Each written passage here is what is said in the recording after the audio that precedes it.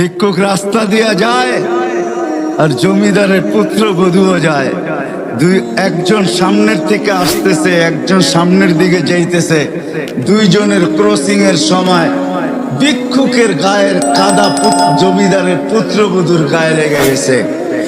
সে দুনিয়া আন্ধার করে ফেলছে, স্বামীকে ডাইকা নিয়ে আসছে, বলছে ভিক্ষুক আমার কাপড় নষ্ট করে দিছে। সে শুধু ভিক্ষুক ছিল না, বৃদ্ধ ছিল।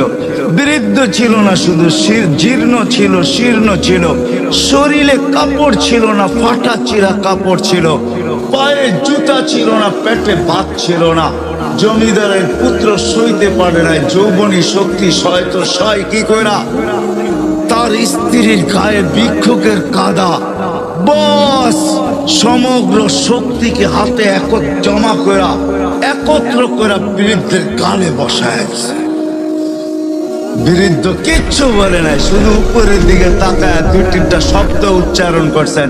শব্দগুলা হলো ইয়া আল্লাহ তারা হলো ওয়ুন, ও আল্লাহ চোখে দেখা যায় না, ও তারা কুল্লা শাই তুই সব দেখিস, ফারা তারা মা বি তুই কি দেখিস না আমার সাথে কি ঘটতেছে, এটা কি দেখিস না? বলতে দেরি যুবক, মরতে দেরি হয় না। জমিদার চলে আসছে, প্রতিশোধ নিবে। বৃদ্ধের একদিকে মুস্কি হাসি, একদিকে বলতেছে প্রেমের খেলা এমনই হয়। সে জিজ্ঞাসা করছে কিসের প্রেমের খেলা রে? বলছে ওর প্রেমিকার গায়ে আমার কাদা লাগছে, পায়ের কাদা লাগছে, ও সইতে পারে নাই।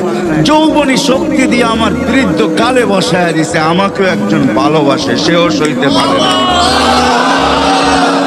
সেও সইতে পারে না। ও তো থাপ্পড় দিয়া খেলতো, সে জান নিয়ে নিছে, জান।